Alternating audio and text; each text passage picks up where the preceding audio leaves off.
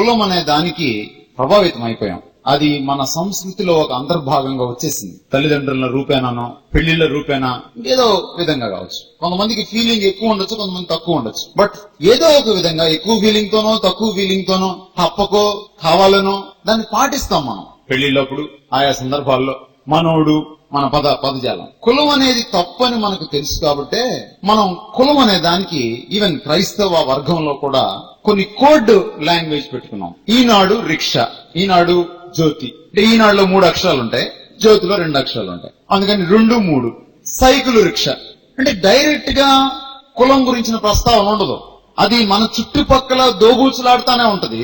కానీ code language, సంకేత పదజాలం ఎక్కువగా వాడతాం మనం. ఎందుకో తెలుసా? అది ఏం చూపిస్తుందంటే మనం తప్పు చేస్తున్నామని తెలిసే చేస్తున్నాం అనమాట. అందుకే ఈ కప్పి పుచ్చుకోవడం. నాకు తెలిసిన ఒక అక్క గుంటూరు ఏసీ కాలేజీలో చదువుతున్నప్పుడు వాళ్ళ నాన్నగారు ఇంజనీర్ గా, ఎగ్జిక్యూటివ్ ఇంజనీర్ గా చేసి, ఆ తర్వాత ఆయన సూపరింటెండెంట్ ఇంజనీర్ చేసి ఇరిగేషన్ డిపార్ట్మెంట్ లో రిటైర్ అయ్యారు. ఆయన ఎగ్జిక్యూటివ్ ఇంజనీర్ గా ఉన్నప్పుడు ఈవిడ ఏసీ కాలేజీలో చదువుతుంది. అడిగారంట కాలేజీలో, మీరు లాయర్లా డాక్టర్లా అని అడిగారంట. ఇది ఇంకో కోడ్ లాంగ్వేజ్. ఆ అమ్మాయికి పాపం తెలీదు. కాదు మేము ఇంజనీర్లు అనిందండి అమ్మాయి. అంటే లాయర్లు అంటే ఒక అర్థం, డాక్టర్లు అంటే ఇంకొక అర్థం. అంటే దీన్ని ప్రభు చాలా కుండబద్దలు కొట్టినట్టు ఏమన్నా అంటే వేషధారణ అన్నాడు. అంటే బయటికి మాట్లాడేది ఒకటి, చేసేది ఇంకొకటి. సో కనుక మనం ఏంటంటే దయచేసి చాలా నిష్పక్షపాత వైఖరితోటి ఆలోచిస్తూ, విశ్లేషిస్తూ, వినడానికి, నేర్చుకోవడానికి మనం ప్రయత్నం చేద్దాం. కులం అనేటువంటి మాటకి ఇంగ్లీష్ లో కాస్ట్ అని మనం వాడతాం. ఇది కాస్టా అనేటువంటి పోర్చుగీసు భాష నుంచి వచ్చింది. వాళ్ళు వచ్చినప్పుడు భారతదేశంలో ఉన్నటువంటి ఈ కుల వర్గాలని చూసి మొట్టమొదట ఆ పదం ఉపయోగించారు వాళ్ళు. అంటే ఫ్యామిలీ అని, జాతి అని, వర్గం అని దాని అర్థం అన్నమాట కాస్టా అని. సో పోర్చుగీస్ వాళ్ళు మొట్టమొదటి, అంటే దాదాపు 16వ శతాబ్దం టైంలో, అంటే ఈస్ట్ ఇండియా కంపెనీ, పోర్చుగీస్ వారు వీళ్ళంతా ఆల్మోస్ట్ కొద్దిగా తేడాతో భారతదేశానికి రావడం జరిగింది. బెంగాల్లో కొంత భాగం పోర్చుగీస్ వారు పరిపాలించారు, కొంత భాగం బ్రిటిష్ వారు పరిపాలించారు. మనకు చరిత్ర తెలిసిందే. సో వాళ్ళు మొట్టమొదట ఈ పదాన్ని పిలవడం మొదలు పెట్టారు, క్యాస్ట్. ఆ విధంగా ఈ క్యాస్ట్ అనే మాట వచ్చిందనమాట. నిజానికి పోర్చుగీస్ వాళ్ళు వచ్చినప్పుడు పుట్ల ఇది ఆల్రెడీ ఉంది. మన పరిస్థితి చూసి వాళ్ళు పెట్టిన పేరు అది. మీరు టీచర్ ని చూసి నిక్ నేమ్ పెడతారు కదా, ఆ టైప్ లో వాళ్ళు పేరు పెట్టారు అన్నమాట. నిజానికి దీని అసలు పేరు ఏంటంటే వర్ణం. కొంచెం బ్రాహ్మణులు వాళ్ళు వాడుతూ ఉంటారు, మీదే వర్ణం అంటారు అన్నమాట. మీదే గోత్రం. గోత్రం అంటే మళ్ళీ ఫ్యామిలీ అనే. ఓన్లీ బ్రాహ్మణ్స్ ఎక్కువగా చూస్తూ ఉంటారు పెళ్లిళ్ళకి ఇచ్చేటప్పుడు. అంటే ఒకే గోత్రంలో వాళ్ళు పెళ్లి చేసుకోకూడదు, మంచిగా పిల్లలు పుట్టరు అని ఒక అభిప్రాయం. వర్ణం అంటే మన అందరికీ తెలిసిందే, రంగు. ఈ మధ్య డర్బన్ కాన్ఫరెన్స్ లో ఈ రేసిజం మీద ఒక పెద్ద సదస్సు జరిగింది, ఇంటర్నేషనల్ సదస్సు జరిగింది. అంటే జాతీయ అహంకారం మీద జరిగింది అన్నమాట. అప్పుడు భారతదేశంలో ఉన్నటువంటి చాలా మంది దళిత నాయకులు డర్బన్ లో మాట్లాడడానికి ప్రయత్నం చేశారు. భారతదేశంలో కూడా రేసిజం ఉంది, ఈ జాతి వివక్ష, పక్షపాతం ఉంది. అప్పుడు వాజ్పేయి గారు ప్రధానమంత్రిగా ఉన్నారు. వాజ్పేయి గారు, బీజేపీ అందరూ కూడా దీన్ని అడ్డుకున్నారన్నారు. అలా మాట్లాడడానికి వీల్లేదన్నారు. వాళ్ళ అభిప్రాయం ఏంటంటే, వాళ్ళ వర్షన్ ఏంటంటే, కులం అనేది, కులతత్వం అనేది, రేసిజం అనేది ఒకటి కాదు. రేసిజం తప్పు గాని కులం తప్పు కాదు. రేసిజం అనేది కలర్ మీద ఆధారపడి ఉంది. ఒకటి తెల్లోడు, ఒకటి నల్లోడు, పక్షపాతం చూపించడం. కానీ కులం రంగు మీద ఆధారపడలేదు, కాబట్టి ఇది తప్పు కాదు అని ఒక తప్పుడు పిక్చర్ ని ఈ డర్బన్ కాన్ఫరెన్స్ లో ఇవ్వడం జరిగింది. కానీ నిజానికి కులం మూలల్లోకి వెళ్తే వర్ణం మీద ఆధారపడింది, యాక్చువల్ గా రంగు మీదే. అందుకనే దాన్ని చాతుర్వర్ణ వ్యవస్థ అన్నారు, 4 రంగుల వ్యవస్థ. కాబట్టి రేసిజములో ఎంత భయంకరమైనటువంటి వివక్ష, పక్షపాతం ఉందో, కులంలో అంతకు మించినటువంటి భయంకరమైన పక్షపాతం ఉంది. అది మనం ముగించేలోపు మీకు అర్థమవుతుంది. ఈ చాతుర్వర్ణ వ్యవస్థ అనేది హైందవ సాంప్రదాయానికి ఒక మూల స్తంభం అండి. వర్ణాశ్రమ ధర్మం అని కూడా దీన్ని అంటారు.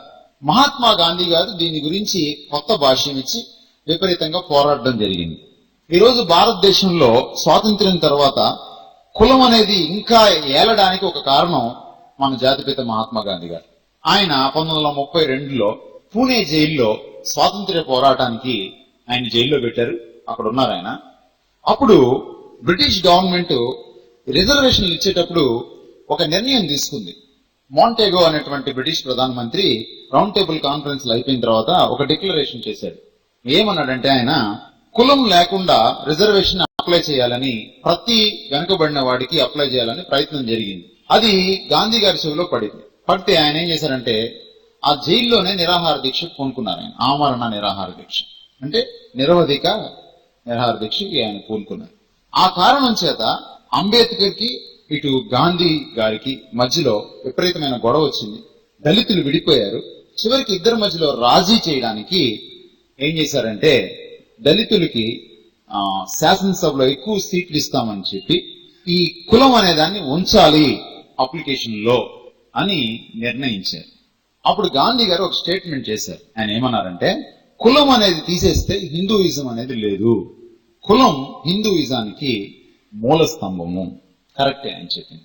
అంబేద్కర్ గారు కూడా ది అన్హిలేషన్ ఆఫ్ కాస్ట్ అనేటువంటి తన పుస్తకంలో, కుల నిర్మూలన అనేటువంటి తన పుస్తకంలో ఏమన్నారంటే హిందువులు తమ మతాన్ని నాశనం చేసుకోకుండా కులం అనే దాన్ని నాశనం చేయలేరు అన్నాడు ఆయన. హిందువులు తమ మతాన్ని నాశనం చేసుకోకుండా కులం అనే దాన్ని నాశనం చేయలేరు అంటే మనం కూర్చున్న చెట్టుకొమ్మను మనమే నరుక్కున్నట్టు. ఎవరు మనం అంటే మనం కాదు, హైందవులు. సో కులాన్ని కాదు అని అంటే హైందవ మతం కూలిపోతుంది. అది ఏంటో మీకు మనం ముందుకెళ్లే కొద్దీ అది ఎక్కడెక్కడ హైందవ మత సిద్ధాంతంతో అది అవినాభావ సంబంధం కలిగి ఉందో మీకు అర్థమవుతుంది. కాబట్టి ఇది హైందవ సాంప్రదాయం అనే దాన్ని మొదట మనం గుర్తించాలి. చతుర్వర్ణ వ్యవస్థ ప్రకారం సింపుల్ గా చెప్పాలంటే మొదటివాడు బ్రాహ్మణుడు, తర్వాత క్షత్రియుడు, తర్వాత వైశ్యుడు, తర్వాత శూద్రులు వచ్చారు. ఈ శూద్ర జాతిలో కూడా ఇంక్లూడ్ కాని వాళ్ళు, చేర్చని వారిని పంచములు, అధములు, చండాలులు ఇలా అన్నారు. శూద్రుల వరకు టౌన్ లో జీవించవచ్చు, ఊర్లో జీవించవచ్చు. అంటే బ్రాహ్మణ, క్షత్రియ, వైశ్యులతో పాటు శూద్రులు కూడా టౌన్ లో జీవించవచ్చు. కానీ టౌన్ లో కూడా జీవించకుండా టౌన్ బార్డర్స్ లో, ఊరి పొలిమేరలలో మాత్రమే జీవించాలి, లోపలికి రాకూడదు, ఊర్లో ఉన్న బావిలో నీళ్లు తెచ్చుకోకూడదు. ఇలాంటి అంటరాని వాళ్ళుగా ఉండవలసిన వాళ్ళని అవుట్ కాస్ట్ అంటాం. వాళ్ళు శూద్రులు కూడా కాని వాళ్ళు. ఇది భారతదేశ చరిత్ర. ఇప్పుడు కులం అంటే ఏంటి, దాని చరిత్ర ఏంటి, గుట్టుగురవతరాలు ఏంటి మనం చూద్దాం.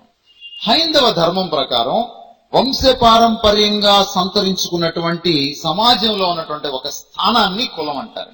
మీ చేతుల్లో లేదది. పుట్టడం ఎవరి చేతుల్లో ఉందా, ఎట పుట్టాలనేది ఎవరి చేతుల్లో ఉందండి? లేదు. కులం ఏం చెప్తుందంటే నీ పుట్టుకను బట్టి కులం వస్తుంది అంటది. పుట్టిన తర్వాత కులం మార్చుకోవడానికి కుదరదు. మతం మార్చుకోవచ్చు కానీ కులం మార్చుకోవడానికి వీలు కాదు. పుట్టుక నిర్దేశిస్తుంది కులాన్ని. కాబట్టి నేనే కులంలో పుట్టాలో నా చేతుల్లో లేదు. ఎందుకని? నా కులాన్ని నిర్దేశించేది ఏంటి? పుట్టుక. కాబట్టి కులాన్ని ఎలా నిర్వచించవచ్చు అంటే హైందవ ధర్మం ప్రకారము, అది చాలా ఇంపార్టెంట్, వంశపారంపర్యంగా నేను తెచ్చిపెట్టుకున్నటువంటి సామాజిక స్థితి, సొసైటీలో నాకున్నటువంటి స్టేటస్ ని కులం. అందుకనే మీరు ఏదైనా కొత్త ఊరికి వెళ్ళినప్పుడు ముందు మీ పేరు అడుగుతారు. మీకు తెలియని వాళ్ళు అనుకోండి మీరేమిట్లు అన్నారు. తెలిసిన వాళ్ళు కొంచెం మొహమాట ఉన్న వాళ్ళు అనుకోండి ఇంటి పేరు అడుగుతారు. అఫ్ కోర్స్ క్రైస్తవులు ఇంటి పేరు అడగలేదు, ఇప్పుడు చర్చి పేరు అడిగితే చాలు. మన స్థితి అది. లేదా ఇంకో రకంగా చెప్పాలంటే సాంఘిక తారతమ్యాలకు సంబంధించినటువంటి ఒక మొండి వ్యవస్థ కులం. అది మొండి వ్యవస్థ అని ఎందుకన్నాననేది మీకు తెలుసు. దాన్ని వంచడానికి మీరు ప్రయత్నం చేస్తే చాలా ప్రాబ్లమ్స్ వస్తాయి. అసలు ఎలా పుట్టింది కులం అంటే కొంతమంది కొన్ని విధాలుగా చెప్తారు. భారతదేశంలో కళ్ళబుల్లి కబుర్లు చెప్పి కవరింగ్ ఇవ్వడంలో చాలా గొప్ప వాళ్ళు మనవాళ్ళు. సిఎస్ఐ ఎక్కువ ఇక్కడ.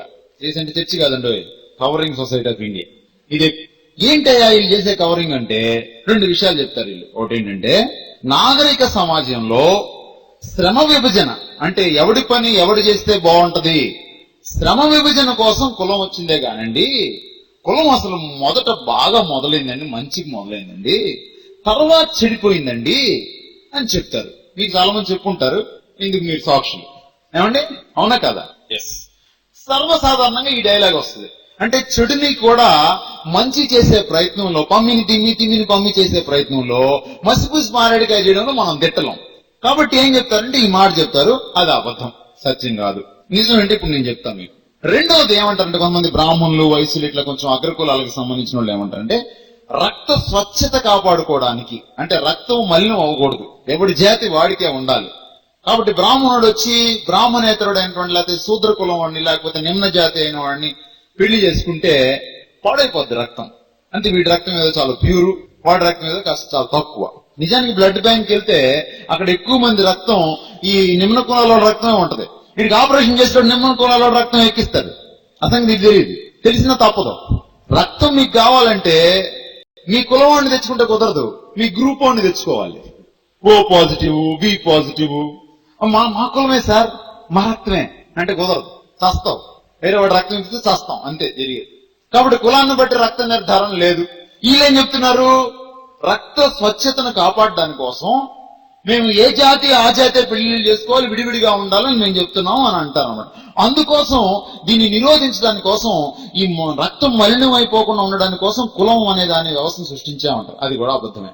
అసలు విషయం ఏంటి అని కానీ చూస్తే, ఈ కులం అనేది ఎక్కడి నుంచి ఉంది అని ఒకవేళ చూస్తే, క్రీస్తు పూర్వం 3500 సంవత్సరాల క్రితం సింధు నాగరికత, హరప్పా నాగరికత వెలిసిల్లింది. అంటే 5000, 3000 మధ్యలో క్రీస్తు పూర్వం. ఇప్పుడు 2700కి వచ్చేటప్పటికి ఆ హరప్పా సింధు నాగరికత అనేది తుడిచిపెట్టుకుపోయింది. ఆర్యులు కూడా వచ్చి కొంత ధ్వంసం చేశారు. తర్వాత ఏం జరిగిందంటే, కొంచెం మీకు చరిత్ర తెలిస్తే బాగుంటుందండి. రెండవ హరప్పా నాగరికత అంటారు దాన్ని. క్రీస్తు పూర్వం 2600, 1500. ఈ రెండవ నాగరికత మొదటి ఆర్యులు వలస వచ్చినప్పుడు వాళ్ళు జయించి సింధు నాగరికతలో ఉన్నటువంటి, అంటే రెండవ సింధు నాగరికతలో అయితే హరప్పా నాగరికతలో ఉన్న ప్రజల్ని, వాళ్ళ యొక్క గొప్ప నాగరికతను పాడు చేశారు. వీళ్ళు హిత్తీయులు అంటారు వీళ్ళని. ఒకవేళ జాతి ప్రకారం మాట్లాడాలంటే హిత్తీ జాతి వాళ్ళు. మీకు బైబిల్లో హిత్తీయులు కనపడతారు, అండ్ పాత నిబంధన చదివితే కనపడతారు. కుల విభజన అప్పుడు దాకా లేదండి. ఎంత ముందు ఎందుకు ఇచ్చానంటే, ఇది ఆర్యేతర సంస్కృతి నాగరికత. మొట్టమొదటిసారి ఆర్యులు భారతదేశం మీదకి వలస వచ్చి దండయాత్ర చేసి ఇక్కడ ప్రజల్ని జయించేంత వరకు కూడా కులం అనేది భారతదేశంలో లేదు. తెగలు ఉన్నాయి, ఆ తెగలు ఈ తెగలు రకరకాల తెగలు ఉన్నాయి, కానీ కులం మట్టుకు లేదు, కుల వ్యవస్థ లేదు అసలు. నెక్స్ట్, ఈ మొదటి ఆర్యుల వలస వచ్చి హిత్తీయులు వచ్చారు. వీళ్ళు ఎర్రగా ఉండేవాళ్ళు, ఎరుపు రంగు వల్ల వర్ణం గల వాళ్ళు. క్రీస్తుపూర్వం 1500 నాటికి వేదాలు రచించారు. ఆ టైంలోనే, అంటే కొంచెం 100 సంవత్సరాలు అటు ఇటుగా, అంటే క్రీస్తుపూర్వం 1400 ఆ ప్రాంతంలో ఆర్యులు, రెండవ ఆర్యుల జాతి వలస వచ్చింది. ఈ ఆర్యులు ఎలా ఉంటారో నొమాడిక్ పీపుల్ అంటారు వీళ్ళని. అంటే ఊళ్ళోనే తిరుగుతూ ఉంటారు అన్నమాట. తిరుగుతూ ఉండి ఆహారం సంపాదించుకుంటా ఉంటారు. ఆర్యుల సంస్కృతి మీకు కొంత తెలిస్తే మీకు ఎందుకు భారతదేశంకి వచ్చారో కూడా మీకు అర్థమవుతుంది. వీళ్ళకి అప్పట్లో ధాన్యాలు పండించుకోవడం, అగ్రికల్చర్, ఇరిగేషన్ ఇదంతా లేదండి వీళ్ళకి. సింధు నాగరికతలో ఇల్లు కట్టుకోవడాలు, భవనాలు నిర్మించుకోవడాలు, పట్టణాలు కట్టాలి, ఇది చాలా ఉన్నతమైన నాగరికత వాళ్ళు. వీళ్ళు నాగరికత లేని ప్రజలు ఆర్యులు. వీళ్ళు ఏం చేస్తారంటే పశువులు పెంచుకుంటారు. అందుకని పశుపతి అనే దేవుడిని కూడా పూజించేవాళ్ళు వీళ్ళు. పశువులే వీళ్ళకి జీవనోపాధి. ఎందుకు పెంచుకుంటారు పశువులు? ఇప్పుడు పశువులు పెంచుకుంటాం. ఎందుకు పెంచుకుంటాం? పాలు ఇవ్వడానికి, వాటితో సేద్యం చేయించుకోవడానికి, ఇట్లా పెంచుకుంటాం ఇప్పుడు పశువులు. అప్పుడు పశువులు ఎందుకు పెంచుకునే వాళ్ళు అంటే సంచారం కోసం కాదు, పశువుల్ని చంపుకొని భోంచేసేవాళ్ళు, మాంసాహారం. అన్నం కోసం, పొట్టకూటి కోసం పశువులు పెంచుకునేవాళ్ళు. ఇప్పుడు బ్రాహ్మణులు ఈ విషయం చెప్పరు మీకు. చెప్తే వాళ్ళ తీరి అంతా పాడైపోద్ది. అంటే బ్రాహ్మణులు మొదట ఎవరు? మాంసాహారం. అదండి అసలు విషయం. సో ఈ పశువుల్ని పెంచుకొని వాటిని ఉత్పత్తి చేసుకొని వాటిని తింటూ జీవించాడు. కాబట్టి పశువుల ఆహారం కోసం వాళ్ళు రకరకాల ప్రాంతాలు తిరుగుతూ ఉండేవాళ్ళు. సో ఈ విధంగా తిరుగుతా ఉన్నప్పుడు భారతదేశానికి వచ్చారు హిత్తీయులు. ఆ తర్వాత వచ్చారు తెల్ల ఆర్యులు. వీళ్ళ కురు ఆర్యులు అంటారు. మంచి మంచి చరిత్రకారులు చెప్పిన విషయాన్ని మీకు చెప్తున్నాను, నేనేదో ఊహించి చెప్పింది కాదు. హిత్తీయులు, కురు ఆర్యులు వీళ్ళంతా కూడా వెస్ట్ సైడ్ నుంచి, పాశ్చాత్య దేశాల నుంచి వచ్చారు. ఒకరికి అబ్రహాము యొక్క సంతతితో కూడా కొంత కనెక్షన్ ఉంది, అట్లా కూడా ఉంది. అయితే మన సబ్జెక్ట్ అది కాదు ప్రస్తుతానికి, మన సబ్జెక్ట్ వేరే, అందుకని నేను ఫాస్ట్ గా వెళ్తున్నాను. సో ఈ విధంగా వచ్చి భారతదేశంకి వచ్చేటికి ఇక్కడ చాలా బాగుంది. వీళ్ళకి సుసంపన్నమైన భారతదేశం కదా మంది, వనరులు ఎక్కువ మనకి, అందుకని ఇక్కడ సెటిల్ అయిపోయారు. సో ఈ విధంగా 2 సార్లు 2 రకాల జాతుల ప్రజలు వచ్చి ఇక్కడ సెటిల్ అవ్వడం జరిగింది. అయితే వీళ్ళు వచ్చిన తర్వాత లోకల్స్ వీళ్ళని ఎదిరించడం జరిగింది, లోకల్స్ ని వీళ్ళు నాశనం చేయడం జరిగింది. యుద్ధ ప్రీతి కలవాళ్ళు వీళ్ళు ఆర్యులు. అంతకుముందు గుర్రాలు మనకు తెలియదు, ఆర్యులు గుర్రాలను తీసుకొచ్చారు, రథాలను తీసుకొచ్చారు. కురుక్షేత్ర యుద్ధం ఆర్యుల మధ్యలోనే జరిగింది. సో ఈ రథాలంటే విపరీతం పిచ్చ, గుర్రాలు పరిగెట్టడం అంటే పిచ్చ, మనుషుల్ని చంపడం అంటే పిచ్చ. వీళ్ళ పద్ధతి అన్నమాట. ఎక్కడికైనా వెళ్ళండి అక్కడ ప్రజల్ని చంపడం, వాళ్ళని దోచుకోవడం, వాళ్ళని చేసుకోవడం, ముందుకెళ్ళిపోతా ఉంటాం. అయితే వీళ్ళు they wanted to settle down in ఇండియాలోనే ఉండిపోవాలనుకున్నారు. అనుకున్నప్పుడు ఏం జరిగిందంటే ఎల్లకాలం యుద్ధం చేయలేరుగా. అప్పుడు పద్ధతిని ఆలోచించారు, అరే మనం ఎల్లకాలం యుద్ధం చేస్తే ఎట్లా, వీళ్ళ మనస్సుల్ని దోచుకోవాలి. మనం ఈయన్ని దోచుకుంటే కుదరదు, శారీరకంగా చేస్తే కుదరదు. అప్పుడు ఏం చేశారంటే చాతుర్వర్ణ వ్యవస్థను సృష్టించారు. ఇక ఎల్లకాలం వీడు బానిసేవాడు. మతం పేరిట, దేవుడి పేరిట నువ్వు తక్కువడివి నేను ఎక్కువడిని అని చెప్పారు. మరి ఇలా చేస్తున్నప్పుడు కురు ఆర్యులు ఉన్నారు, తెల్ల ఆర్యులు ఉన్నారు, కిట్టీలైన ఆర్యులు ఉన్నారు, ఎర్ర ఆర్యులు ఉన్నారు. మరి వీళ్ళకి గొడవలు వస్తాయిగా. అందుకని ఏం చేశారంటే విభజన చేసుకున్నారు. నువ్వు బ్రాహ్మణులుగా ఉండయా, మేము క్షత్రియులుగా ఉంటాం. మీరు బ్రాహ్మణులుగా ఉండి జ్ఞానాన్ని సంపాదించండి, మేము క్షత్రియులుగా ఉండి బాహుబలం ఉపయోగించి దానికి సంబంధించిన పనులు చేస్తాం. మీరు వైశ్యులుగా ఉండండి. ఇంకొకరిని పట్టుకున్నారు, మీరు వైశ్యులుగా ఉండండి. పానినులు అనే వాళ్ళు కూడా ఉన్నారు, మీరు వైశ్యులుగా ఉండండి, మీరు వ్యాపారం చేయండి, ఇలాంటి పనులు మీరు చేయండి. ఇక్కడికి వచ్చిన తర్వాత కొంత అగ్రికల్చర్ గురించి తెలిసింది వాళ్ళకి. సో అగ్రికల్చర్ లో కూడా దిగారు వైశ్యులు. మిగిలిన వాళ్ళు శూద్రులు. వాళ్ళెవరు? మిగిలిన రకరకాల కంసాలి పని, వడ్రంగి పని, ఇలాంటి రకరకాల కళాకారులు అందరినీ కూడా శూద్ర జాతిలో పెట్టేశారన్నమాట, మొత్తం కట్టగట్టి. ఇంకా మిగిలిన బూడిగం బాడిగం చేసే వాళ్ళందరినీ కూడా అసలు ఈ 4 వర్ణాల వ్యవస్థ కాదురా, మీరు ఇందులోకి రావడానికి కూడా మీకు అర్హత లేదు అని అవుట్ కాస్ట్లుగా వాళ్ళని వెలివేసిన వారిగా పెట్టడం. సో ఈ విధంగా చాతుర్వర్ణ వ్యవస్థ అనేది ఏర్పడిందండి. ఆర్యుల గురించినటువంటి ఆధారాలు ఏదైనా దొరకాలంటే వేదాలు చదవాలి, ఎందుకంటే వేదాలు వాళ్ళే రాశారు, రైట్? సో కాబట్టి 2 ప్రధాన ఉద్దేశాలు. మనం వేదాలకు కూడా వెళ్తాం, చూస్తాం అసలు దీనికి మూలం ఏంటో ఉందని. జయించిన భారతీయుల్ని, స్థానిక భారతీయుని ఎల్లకాలం ఆర్యులు తమ చెప్పు చేతుల్లో ఉంచుకోవడం ఒక ఉద్దేశం, కుల వ్యవస్థ సృష్టించడం. రెండవ ఉద్దేశం ఏంటంటే జాతి స్వచ్ఛత కాపాడుకోవడం. ఆర్యులుగానే ఉండాలి, ఎప్పటికీ ఆర్యులు కాని వాళ్ళు ఆర్యులు కానట్టుగానే ఉండాలి అని అనుకున్నారు. సో ఈ 2 కారణాలను బట్టి వాళ్ళు కుల వ్యవస్థను సృష్టించుకున్నారు. అయితే ఇది కేవలం ఒక సోషల్ విషయమేనని, రిలీజియన్ కి సంబంధం లేదని, ఇది కేవలం శ్రమని విభజించడానికి కోసం, ఎవడు ఏ పని చేయాలనే దాని కోసమేనని అనుకోవడం పొరపాటు. ఇప్పుడు అందులోకి వెళ్దాం మనం. నేను ఇందాక చెప్పినట్టుగా హైందవ మతానికి మూల స్తంభాలు 4 వేదాలు, మనందరికి తెలిసిన విషయమే. 4 వేదాల్లో అతి ప్రాచీనమైన వేదం ఋగ్వేదం. ఋగ్వేదాన్ని మ్యాక్స్ ముల్లర్ ట్రాన్స్లేట్ చేశాడు. 1900 లోపే ఆయన ట్రాన్స్లేట్ చేశాడు. 1823 నుంచి 1900 దాకా జీవించినటువంటి మహా స్కాలర్ ఆయన. ఇండియన్ సంస్కృతి మీద, సాంస్క్రిట్ పుస్తకాల మీద ఆయన విపరీతంగా రీసెర్చ్ చేశారు. మ్యాక్స్ ముల్లర్ దాన్ని ట్రాన్స్లేట్ చేయడం కూడా జరిగింది. ఋగ్వేదంలో, భగవద్గీతలో, మనుస్మృతిలో కుల వ్యవస్థకు మూలాధారాలు ఉన్నాయి. అయితే ఋగ్వేదంలో ఏదైతే చెప్పారో ఆర్యులు, అదే విషయాన్ని మనువు కొంచెం మాడిఫై చేశాడు, ఎలాబొరేట్ చేశాడు, ఎక్స్ప్లెయిన్ చేశాడు. దాన్ని ఎక్స్పాండ్ చేసి ఒక థియరీగా తీసుకొచ్చాడు. స్మృతి అంటే చట్టం, మనుస్మృతి. భగవద్గీతలో కూడా ఎందుకు కులానికి కట్టుబడి ఉండాలి అనే విషయాన్ని కృష్ణుడు అర్జునుడికి బోధించాడు. ఇప్పుడు ఆ 3 విషయాలను చూద్దాం. ఋగ్వేదం 10వ మండలం 9వ సంహిత. నేను నిన్న కొన్ని చెప్పాను, సంహితలు, అరణ్యకాలు, బ్రాహ్మణాలు, ఉపనిషత్తులు 4 సెక్షన్స్ ఉంటాయని. సో ఈ మొదటి సెక్షన్ లో 10వ మండలం 90వ శ్లోకంలో, కీర్తనలు లేకపోతే సంహితలో, హింలో పురుష సూక్తం అని ఉంది. మీరు ఏ బ్రాహ్మణుని అడగండి, కుల వ్యవస్థ పురుష సూక్తం మీద ఆధారపడి ఉంది. పురుష సూక్తం ఏం చెప్తుంది అంటే దాదాపు 11 విషయాలు చెప్తుంది. నేను అన్ని రాయలేదు, ఇక్కడ కొన్ని రాశాను. పురుష్ అనేవాడు ఉన్నాడు. ఈ పురుష్ అనేవాడికి 1000 తలలున్నాయి, 1000 కళ్ళున్నాయి, 1000 పాదాలున్నాయి. ఈ పురుషుడే, ఈ విశ్వం అంతా కూడా ఈ పురుషుడిలో ఉంది. పురుష్ వాడి పేరు, సంస్కృతంలో పురుష్ అంటారు. దేవతలు ఈ పురుషుడితో కలిసి యజ్ఞం చేశారు. ఆ యజ్ఞం చేసేటప్పుడు పురుషుణ్ణి ఖండఖండాలుగా విభజించి యజ్ఞం చేశారు. అంటే యజ్ఞ పశువుగా వాడారు. అతని తలలోంచి బ్రాహ్మణులు వచ్చారు. అప్పుడు అంటే సృష్టిలో ఇదంతా జరిగిందని. ఇప్పుడు ఇంకా సృష్టి జరగల. సృష్టి జరుగుతున్నప్పుడు ఈ పురుషుని తీసుకొని యజ్ఞం చేస్తున్నప్పుడు ఆ యజ్ఞంలోంచి మానవ సృష్టి పుట్టింది. ఆ మానవ సృష్టి ఈ విధంగా జరిగింది. పురుష్ తలలోంచి బ్రాహ్మణుడు వచ్చాడు. పురుష్ భుజాల్లోంచి, చేతుల్లోంచి క్షత్రియుడు వచ్చాడు. పురుష్ తొడల్లోంచి లేకపోతే మొండంలోంచి వైశ్యులు వచ్చారు. పురుష్ పాదాల్లోంచి శూద్రులు వచ్చారు. తల అన్నిటికంటే గొప్పది కాబట్టి బ్రాహ్మణుడు పెద్దవాడు, గొప్పవాడుగా ఉన్నాడు. జ్ఞానానికి వాడు అధిపతిగా ఉన్నాడు. చేతులు బలానికి అవి సూచిక కాబట్టి క్షత్రియులు బలంగా ఉన్నారు, యుద్ధాలు చేసేవాళ్ళుగా ఉన్నారు. అది వాడి కుల ధర్మం.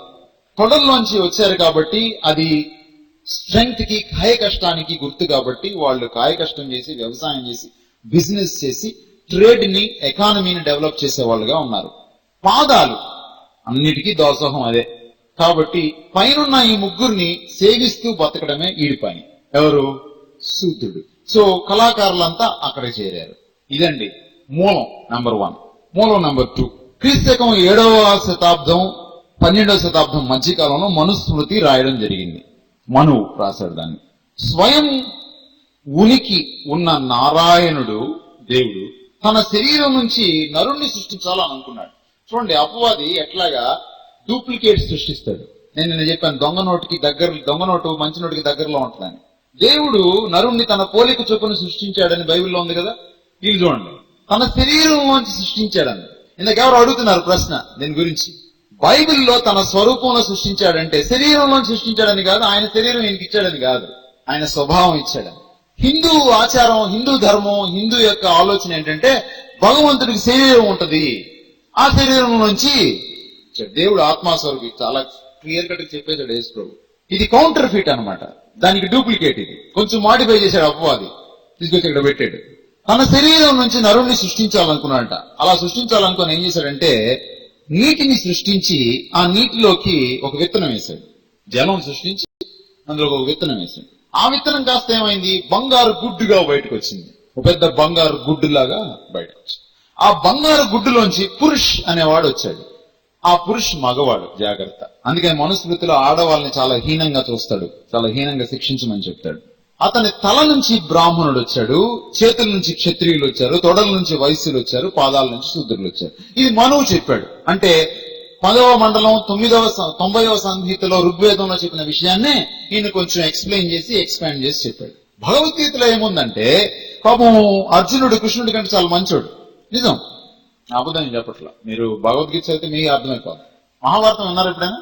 రామాయణ మహాభారతాలు మేము చిన్నప్పుడు మా స్కూల్ టీచరు పారాయణం చేస్తుంటే ప్రతిరోజు ఈవినింగ్ రోజు వెళ్ళి కూర్చొని వినేవాడిని. అందుకే ఈ రోజు మీకు ఇలాంటి బోధిస్తున్నాను నేను. మహాభారత పారాయణంలో మధ్యలో, యుద్ధం మధ్యలో ఈయనకి చాలా టైం దొరికిపోయింది. ఆయన రథం గుంగిపోయింది. ఆయన రథం ఎత్తుకుంటున్నాడు. భూదేవి శాపం ఉంది కర్ణుడి మీద. ఆయన రథం కుంగిపోయినప్పుడు, ఆయన కిందకి దిగినప్పుడు, ఆయన బాణాలు పట్టుకున్నప్పుడు యుద్ధ నీతి ఏంటంటే, యుద్ధ ధర్మం ఏంటంటే నువ్వు బాణం వేయకూడదు. అందుకని ఈయన బాణం వేయలేదు. అయితే చింతాక్రాంతుడిగా కూర్చున్నాడు ఈయన. ఏమని, ఇంతమంది నా వాళ్ళు, నా కజిన్స్, వీళ్ళు నా సహోదరులు, వీళ్ళు నేను చంపుకోవాల్సి వస్తుంది, ఏం సాధిస్తాం ఇదంతా. అప్పుడు కృష్ణుడు అరే వీడెక్కడ యుద్ధం చేయడం అని భయపడి వాడిని ఉసి కొల్పడానికి ఏం చేశాడంటే గీతోపదేశం చేశాడు. అందుకని భగవద్గీత అహింసావాదాన్ని బోధించదు. గాంధీ భగవద్గీత చదివాడు, బైబిల్ చదివాడు. నేను భగవద్గీత నుంచి చాలా నేర్చుకున్నాను అన్నాడు. అవుతుంది, ఏం లేదు. అహింసావాదం ఆయన బైబిల్లోంచి వచ్చింది. హింసావాదం ఇది. నేను చంపనయ్యా అన్నాడు, నన్ను చంపాలి అన్నాడు ఈయన. ఏంటో చెప్తా, దానికి కులానికి ఉన్న సంబంధం. అప్పుడు కృష్ణుడు ఒక మాట చెప్పాడు. ఏమన్నాడంటే ఇది కర్మయోగం రా అన్నాడు.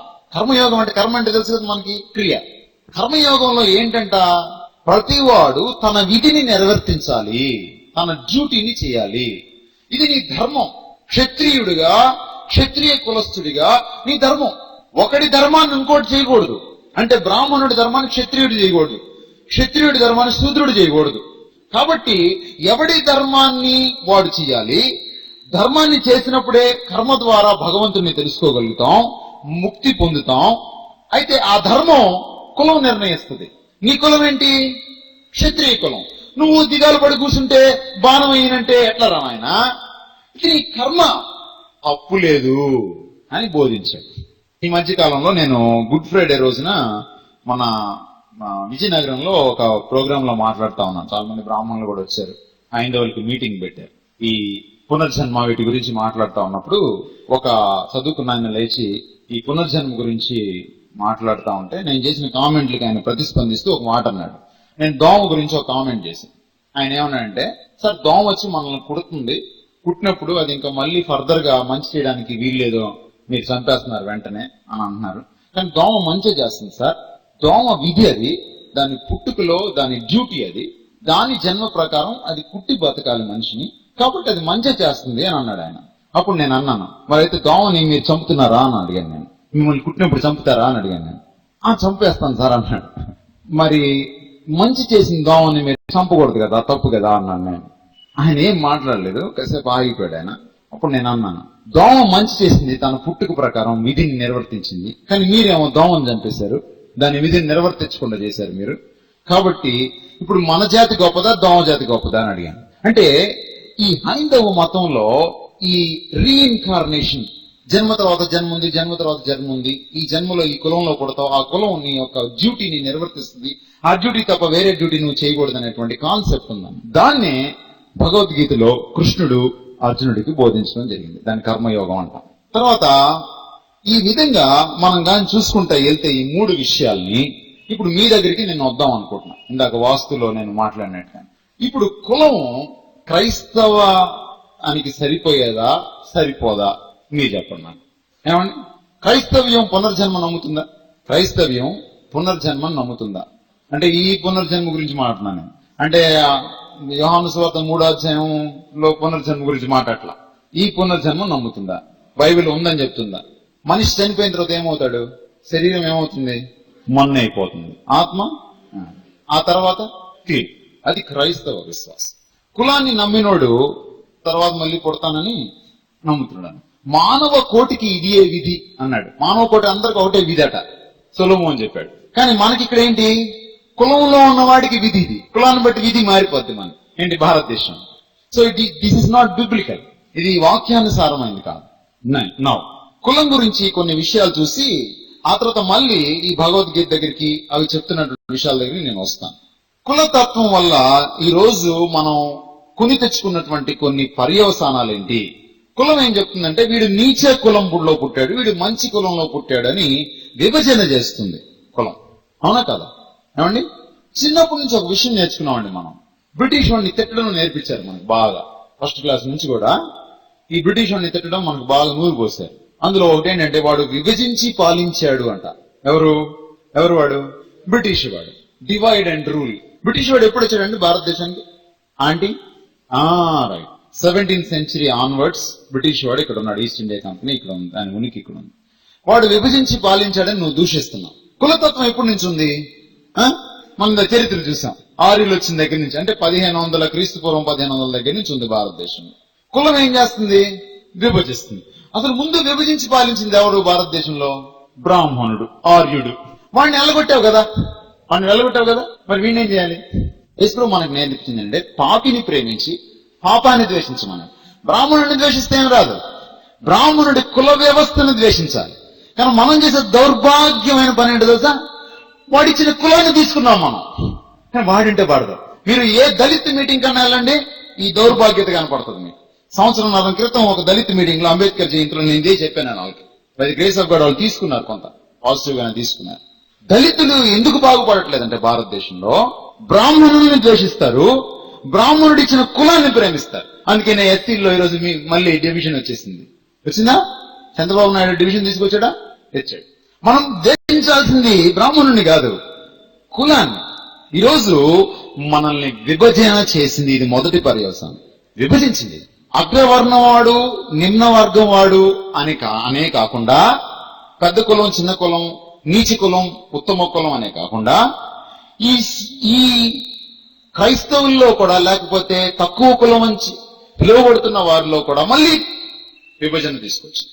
అంటే మనలో మనకి సఖ్యత కూడా పీకేసింది కులం. అందుకనే చాలా భయంకరమైంది. రెండవది, కులం ఆత్మగౌరవాన్ని దిగదుడుస్తుంది. ఒకవేళ మనం వాళ్ళు చెప్తున్నట్టుగా ఏ నిమ్న కులంలో కానీ పుట్టుంటే, కులమే కదా మనకు గౌరవం ఇచ్చేది, కులమే మన పుట్టికి గొప్పతనాన్ని తీసుకొచ్చేది. కాబట్టి ఇంక ఎప్పటికీ నీకు ఆత్మగౌరవం ఉండదు చచ్చిపోయేదాకా. మళ్ళీ చచ్చిపోయి నువ్వు బ్రాహ్మణులుగా పుట్టాలి, ఇంకా ఆత్మగౌరవం ఎక్కడిది? ఒకడినేమో గర్వించేలాగా చేస్తుంది, ఇంకోడినేమో న్యూనతాభావంతో నేను మంచోడిని కాదు, నా పుట్టక మంచిది కాదు అని అనుకునేలాగా, న్యూనతాభావంలో కుంగిపోయేలాగా చేస్తుంది. సో వ్యక్తి ఎదగకుండా చేస్తుంది కులం. అర్థమవుతుందండి నేను చెప్తున్న విషయాలు? అర్థమవుతున్నాయి సార్?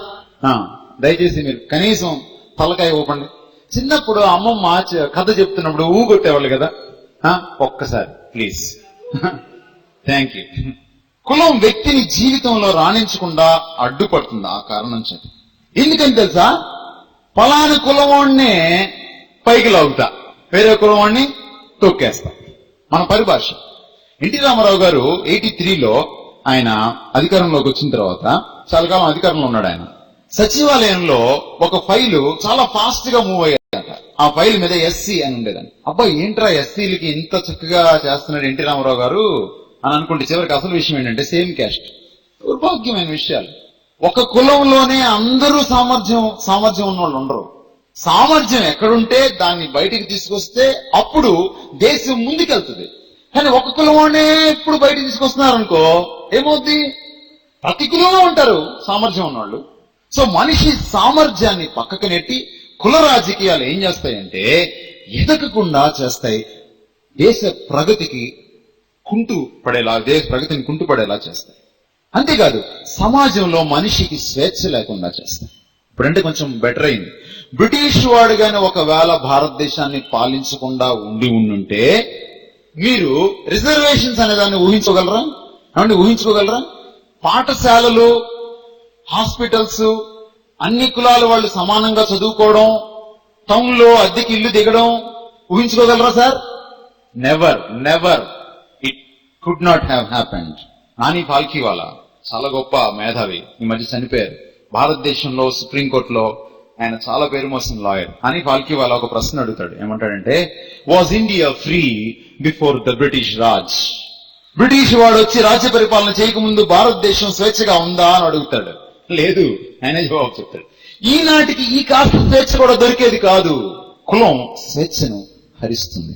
ఈరోజు నీకు స్వేచ్ఛ వచ్చిందంటే బ్రిటిష్ వాడి నుంచి మనకు స్వేచ్ఛ వచ్చింది, ఆగస్టు 15 చేసుకున్నాం, బానే ఉంది. కానీ బ్రిటిష్ వాడు పరిపాలించి వెళ్ళాడు కాబట్టి ఆ మాత్రం స్వేచ్ఛ ఉంది. జ్యోతిబా పూలే పేరు ఎప్పుడైనా విన్నారు? జ్యోతిబా పూలే దళిత నాయకుడు, గొప్ప దళిత నాయకుడు.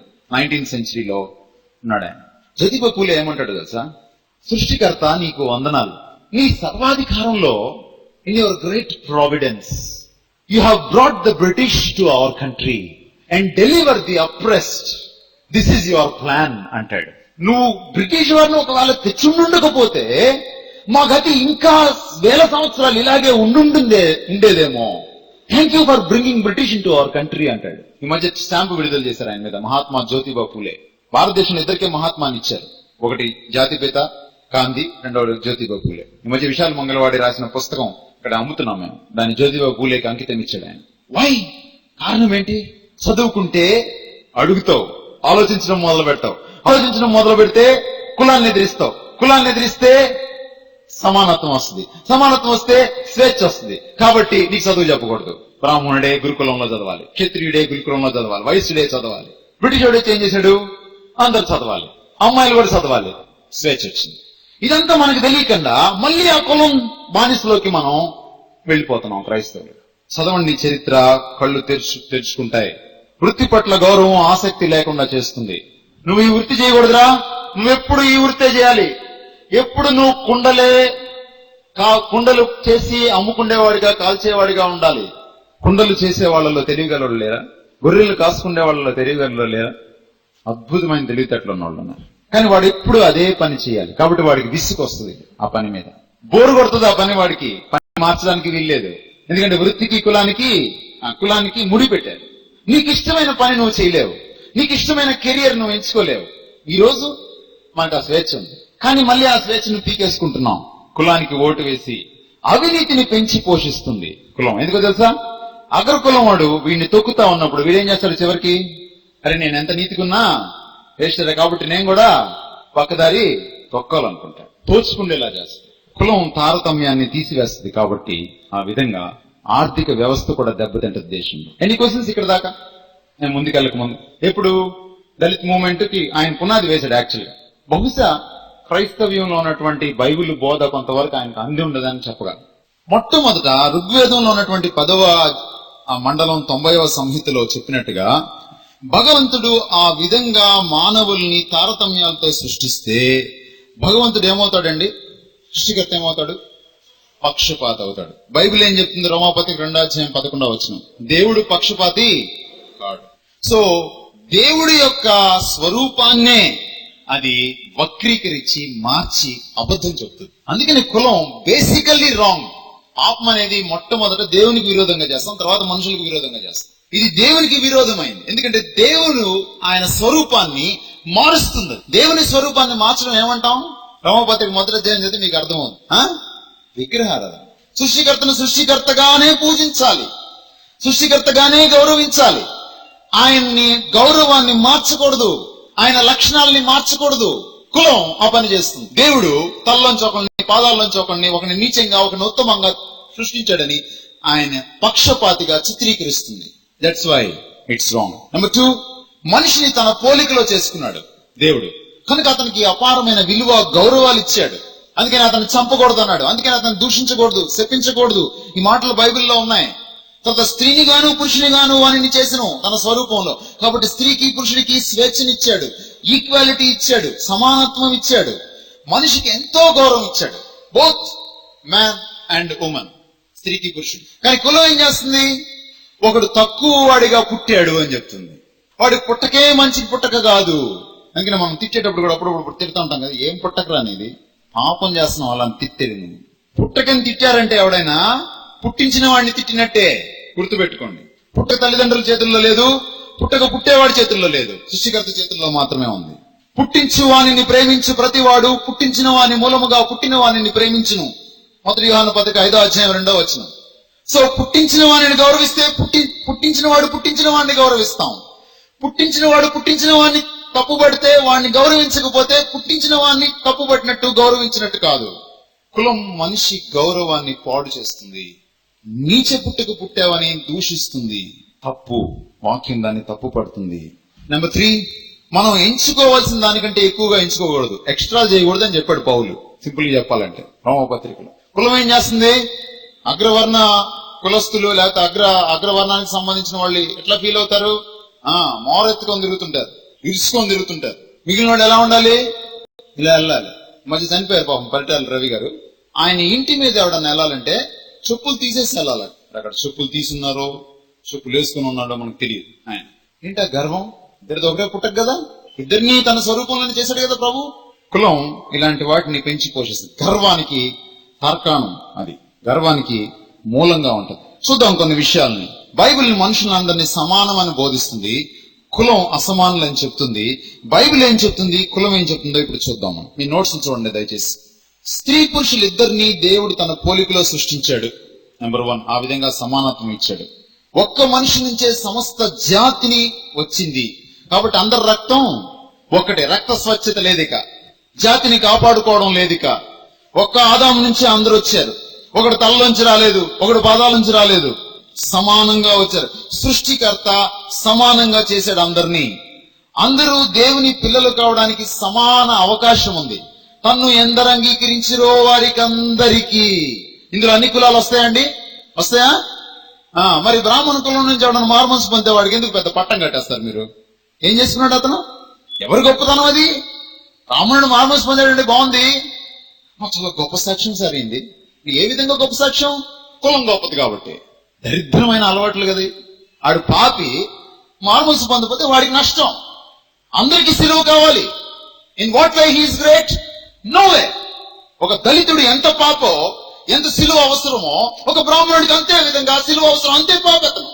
ఫేవరెటిజం వద్దు, పక్షపాతం వద్దు, కులాన్ని బట్టి తివాచీలు పరవద్దు. యాకోబు చెప్పాడు ఆ విషయం. చర్చిలోకి వచ్చి కూర్చుంటప్పుడు ఒకడికి ఒక స్థానం, ఇంకొకడికి ఒక స్థానం ఇవ్వద్దు. దీని వెనక కులతత్వం ఉంది. అందుకే చెప్తున్నా, అందరూ దేవుని ప్రేమకు పాత్రులే. యోహాను సువార్త 3:16 ఏముంది? దేవుడు లోకం ఎంతో ప్రేమించిన కాగా తన అద్వితీయ కుమారుని యందు విశ్వాసం ఉంచిన ప్రతివానికి, అండర్లైన్ దట్ వర్డ్, ప్రతివానికి. కులభేదం లేదు. అంగీకరించిన ప్రతివానికి 18వ ఉంది. ఇప్పటికే తీర్పు తీర్చబడింది. వాడు ఎంత పెద్ద కులం అయినా సరే, హూజ్ నీడ్ ఇట్ ఈస్.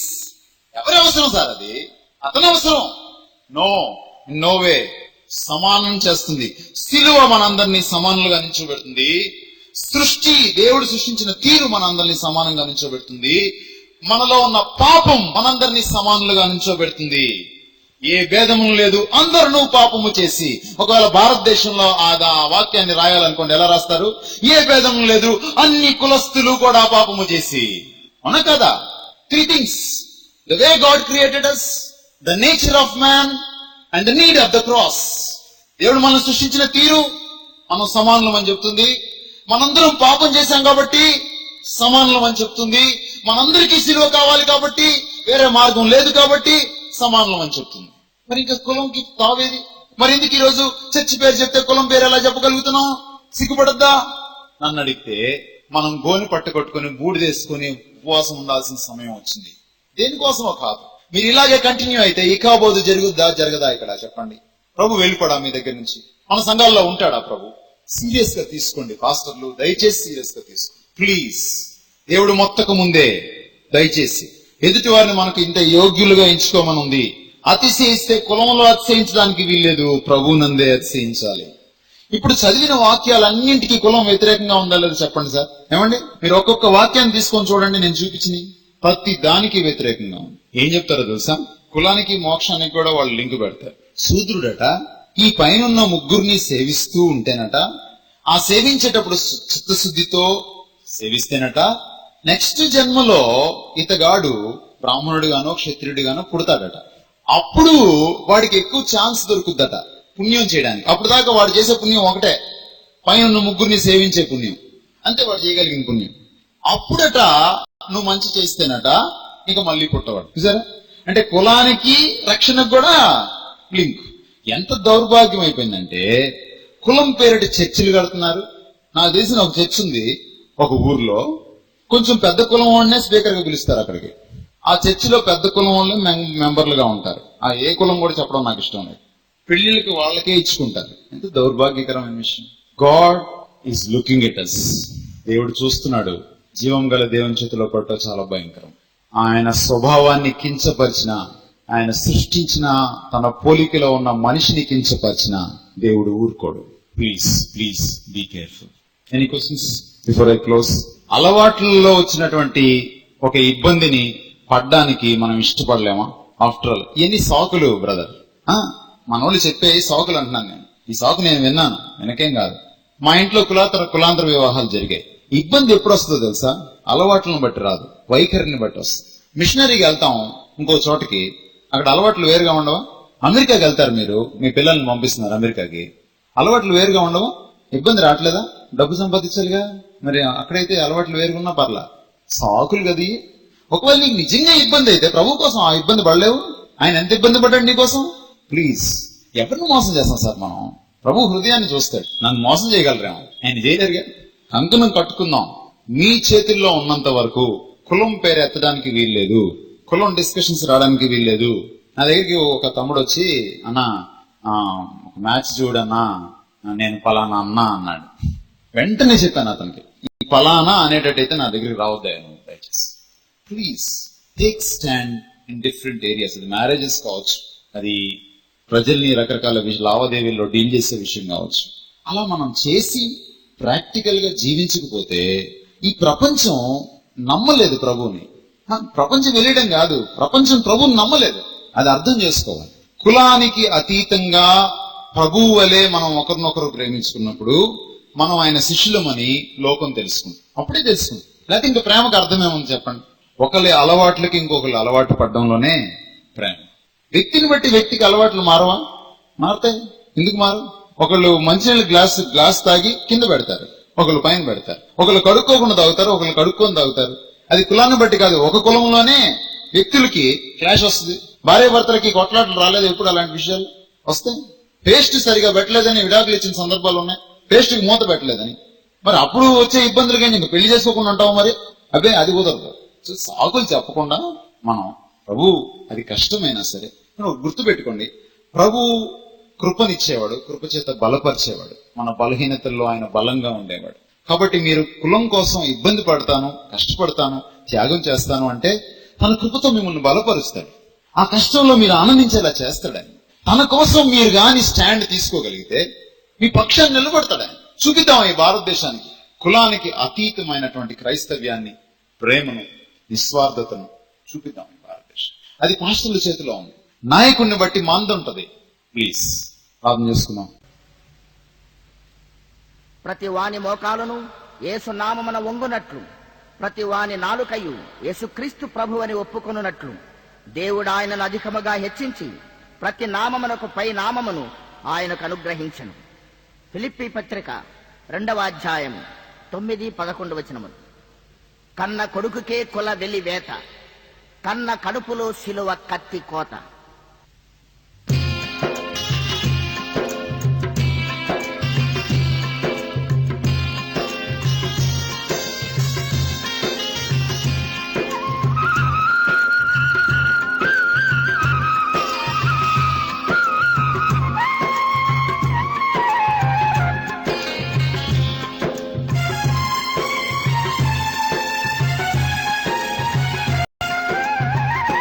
పిచ్చోణ్ణి నేను, కళ్ళు లేని కబోదిని, మతముచ్చోని నేను, మతి లేని ఉన్మాదిని.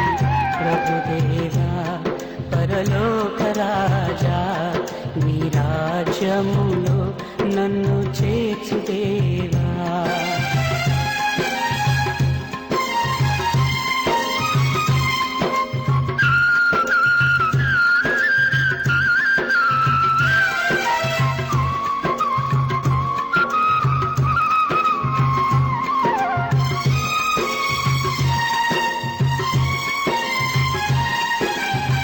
నా కులం నా కళ్ళు పొడిచిందిలే, నా మతం నా మనసు విరిచిందిలే.